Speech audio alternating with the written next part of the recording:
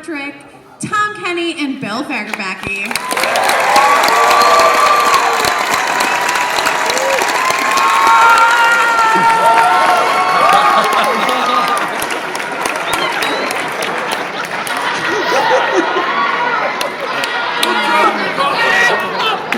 How are you? Nice to see you again.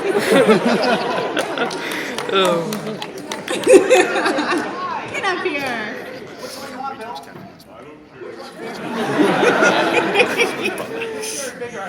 I think they're the same. I think you're good either way. Amazing. Thank you guys so much for coming out. Look how everyone is so excited about this. I'm so excited.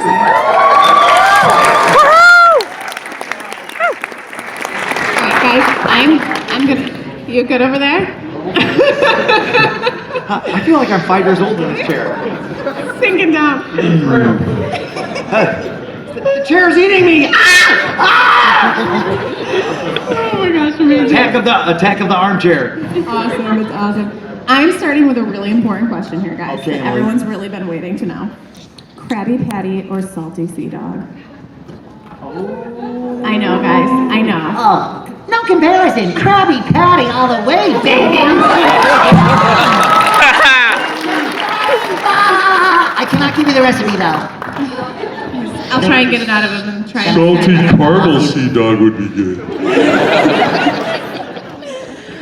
We're actors. Any free food they want to throw at us, we'll take it. Doesn't matter. All right, so SpongeBob is really, really good at throwing in a good amount of kids' jokes and adult jokes. Talk about when you're reading things, do you guys kind of say, oh, this is for the kids, this is for the adults, I like that. Well, I always think of it as just like being a shared experience. I like to think of it as having the child's sensibility is always in my mind when I'm working. Always. So when I'm inhabiting Patrick, I'm inhabiting a 7-year-old is what I think.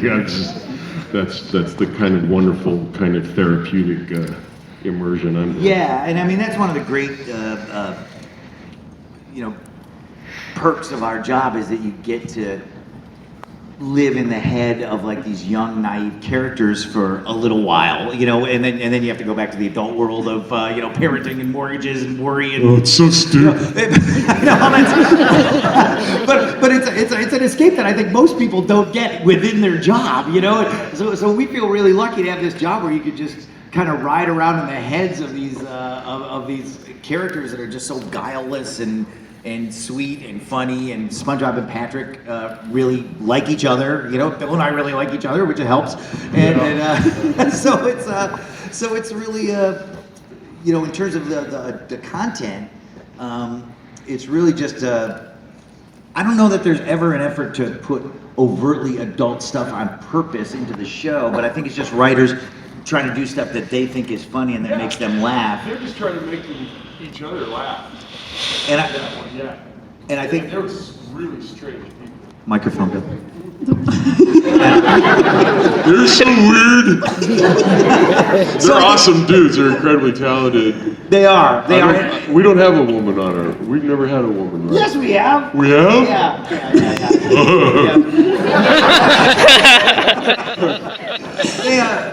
Yeah.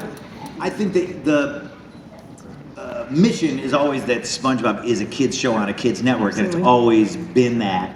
But I guess like Looney Tunes or Bullwinkle or all those kind of cartoons that we and the writers revere, you try to put stuff in that makes you laugh and that maybe works on all levels. But we always know that it's mostly it's kids that are watching the show or people that think like kids. When you turn onto the street of what will kids like? It's so easy to become condescending and kind of detached from what you're actually writing. And we've all have watched stuff with our kids. I'm talking to the parents in the audience. And stuff's, it's really hard to sit to because there isn't a connection between the people that are writing it and what you're seeing. It's like it's almost contemptuous. Right. No, I think you're right. It's like Absolutely. kids, you got to give kids credit for being as imaginative, if not more, as any executive or anybody like that, or any human. Kids have these crazy imaginations with no limitation Yeah, on it, and it's challenge. that's what we're trying to we're trying to be like them, you know, and the writers are trying to capture that wave, you know, and it's kind of metaphysical, you know, it's very it's very mystical. Yeah. It's a weird mix of like math and magic. You know? Oh, I like that. I think I wish I was more imaginative like that. The kid is. Right brain, left brain. And right. we've been doing this for so long now that I typically, with most episodes we record, I have a really clear sense of the potential visual that's going to be happening, the link between the words and the moments and the character intentions and what these guys are going to animate, you know, so that helps you fulfill the performance, the vocal performance, because you have a clear sense of where they're going with the visual instead of just being this, well, I saw the storyboard, so I think it might be this, but you know what I'm saying? Yeah, I mean, generally we go off a storyboard. They have a storyboard for us with the pictures in the panel, so you know what the action's going to be, and you can look at all the extreme poses and try to chase that and maybe plus it a little bit. And that's one of the great things, you know, one of the most fun things about our job, you know, as opposed to doing anime or something, where they animate to our voice tracks. Right. You know, so what we lay down is what the artists draw to, as opposed to anime where it's already done and you're just kind of doing this Rubik's Cube of making your line fit the mouth movement, you know, of some guy who already did the performance. And yeah, they're both rewarding and interesting and fun in their own way, but there's something that's just a blast. It's like you know, I mean, we're like dogs that are in a dog park, you know. On Wednesdays when we record, they just let us off the leash and we're like, no, we don't do that. But it's, there's no butt sniffing. But other than that, we're like dogs in the dog park. How often does it happen to you guys in your normal life that, you know, your wife is talking to you or your family members are talking to you and that other voice just comes out and you're like, oh, sorry? Someone was asking me once if I ever talk like Patrick around the house, and I said, well, no. And my oldest daughter at the time was about 10, and she goes, Dad, whenever you see a spider around the house, you go, spider, spider, spider. And I didn't know I did that. Well, you know, yeah, it's funny, these characters, that stuff does come out. It's not like you're trying to like be zany for your family who are so over you already. But it's like, hey, look at me. I'm the funny guy that's been around your whole life. I'm not irritating, am I? You know, but these characters do kind of like, you know, become part of your DNA. Like it's got, you know, I said to somebody yesterday, they're like, is there some of you in SpongeBob and some of SpongeBob in you? And I said, I never thought of it like that, but it is kind of like a Jeff Goldblum Fly movie, you know, where you kind of, some peripherant DNA and some starfish DNA, like over the years it just seeped into us. So yeah, it kind of comes out, we're like a Monsanto corn or something, you know, or it's just weird. I can't wait to see you in the home. Should be any day now. Mermaid Man and Barnacle Boy and us. Shady Shoals. I love it. So, okay, last year I was on a cruise and I saw a kids theme park that was all covered in SpongeBob everything. Where is the strangest place you guys have seen your characters? Oh boy. Well, I have people Looking at the children in the audience. How truthful should I be? We did set a picture of guys' butts yesterday with tattoos. Like 3 guys had a hair or something. They all had Wow. SpongeBob tattoos. That's a dedication. Yeah, so that was just yesterday. A guy walked up to our table. He's probably in here. Yeah, he might be here. I don't know. I'm not good with faces, but I never forget a butt.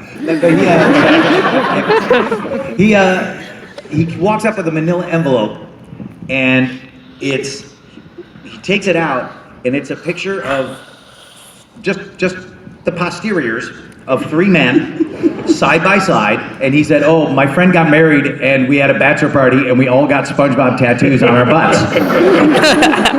SpongeBob, 1 got Gary, 1 got Patrick, and then they all got, in really girly writing, friends forever.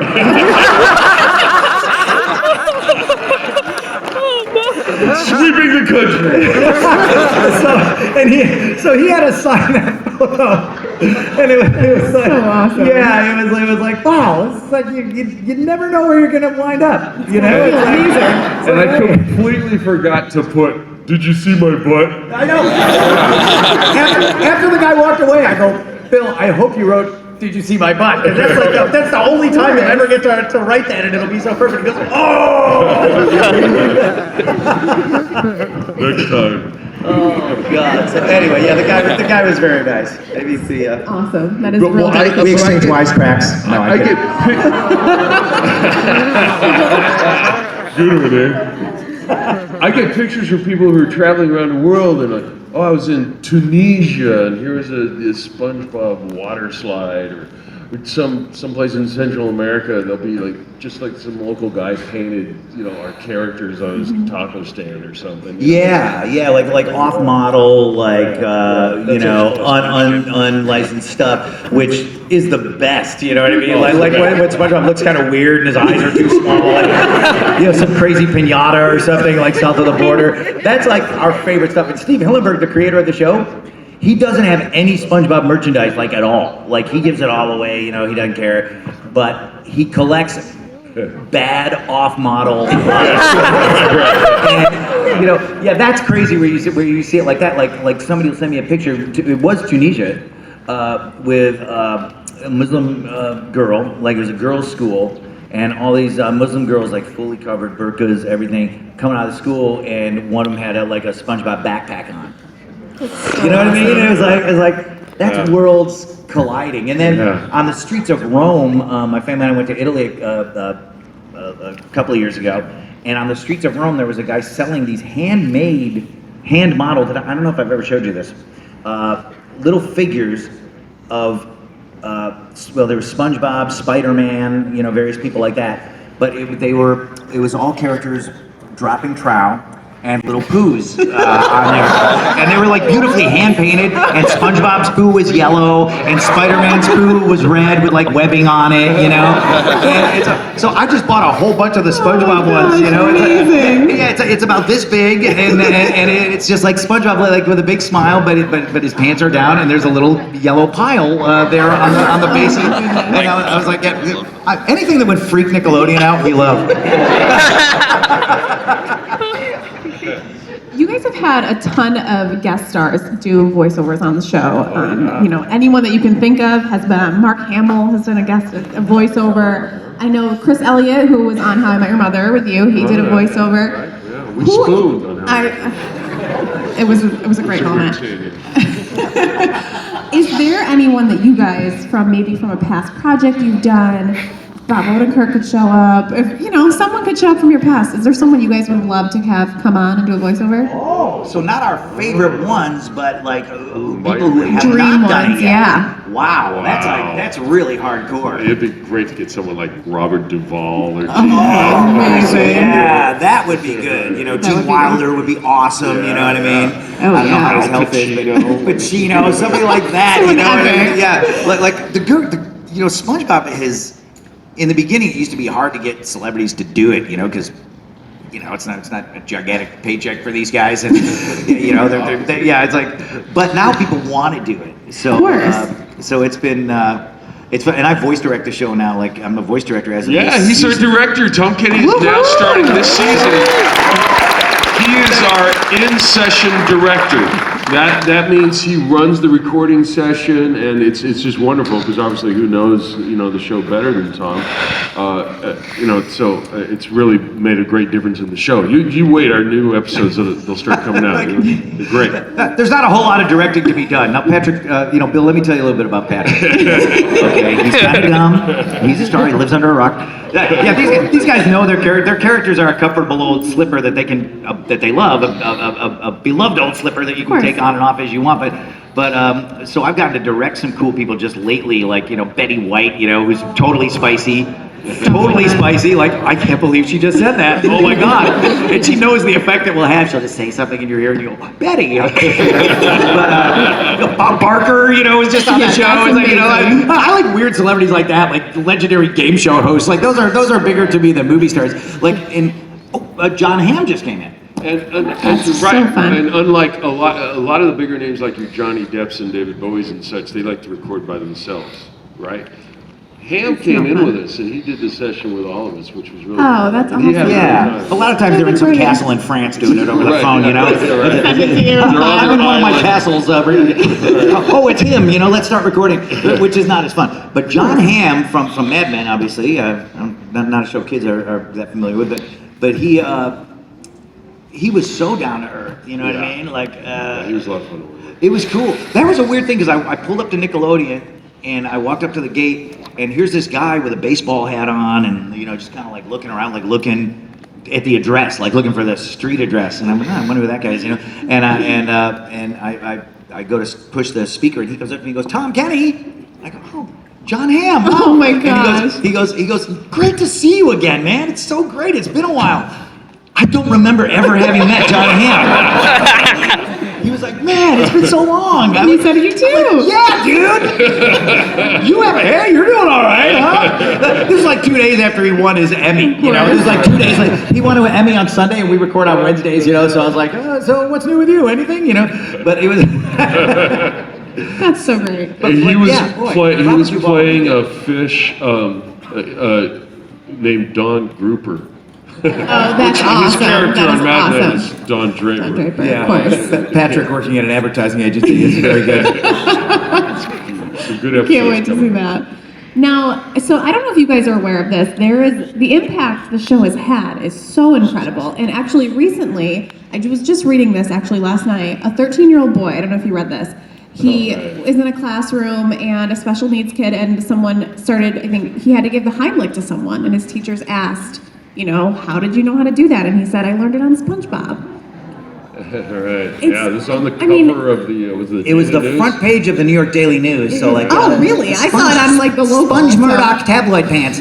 But it's like it was the front page of the Daily. Somebody sent me that. Actually, not to name drop, but Marky Ramone from the Ramones sent me big the deal. picture. I go, "Oh my God, look at that! This is on the cover of the New York Daily News." And but then there was a news report, a video news report that somebody else sent me that was like on the local. Did I send you that?